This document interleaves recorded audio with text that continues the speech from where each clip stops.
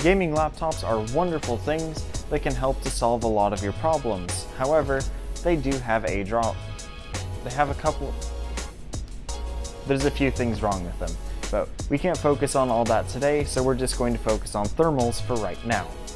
So, quick story, back in 2009, I had a laptop that overheated itself to death. The video card core had just one copper heat pipe to transfer all of its heat outside of the laptop.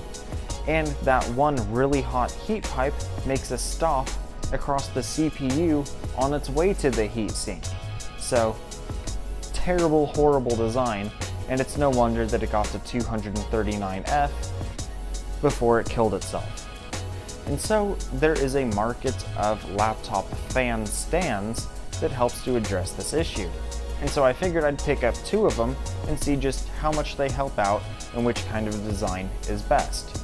In particular, I have a $40 Thermaltake fan stand with a 200mm fan right in the middle.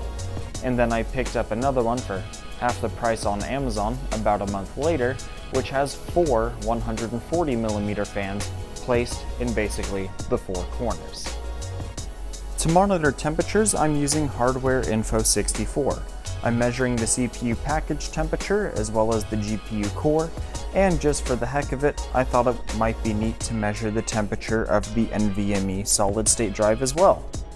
Because benchmarking stuff for hours is generally no fun, I decided to make the benchmark something fun, playing a custom tower defense map in Dota 2. All of these thermals were taken between 40 to 45 minutes of consistent gaming load, depending if I died after 40 minutes or not. But basically they're consistent, and the load on the CPU and GPU is pretty much identical from run to run.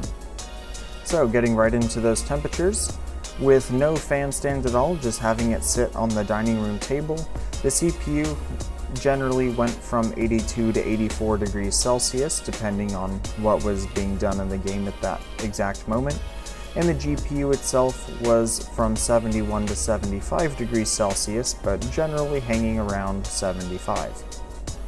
Using the Thermaltake fan stand with a single fan, we did shave off a few degrees at the low end on the CPU, however the peak did remain about the same.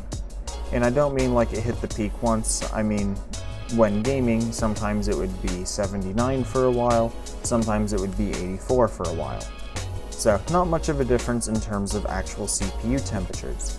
The graphics card, however, did drop some thermals, about 5 to 7 of them, and the solid-state drive even managed to shave off a couple degrees as well. Moving on over to the brand I've never heard of, suspiciously cheap fan stand, we can see that we did manage to shave off 3 degrees all around on the CPU.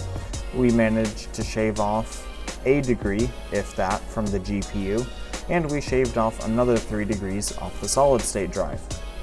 So basically, if you're running some kind of an i3 laptop that somehow has a high-end graphics card like a 1070 in it, then the single fan model would probably work, or you could just save 20 bucks and get the cheaper one. So there you have it, moving a lot of air and specifically into the intakes of already existing fans does help to keep your laptop cool. And besides just measuring component temperatures, I will say that the keyboard is noticeably less uncomfortable to game on for extended periods of time. It does help to keep the laptop chassis itself nice and cool. If you're looking for other cool things to watch, here's some other videos to check out. Make sure to be subscribed if you want to see more cool videos like this in future.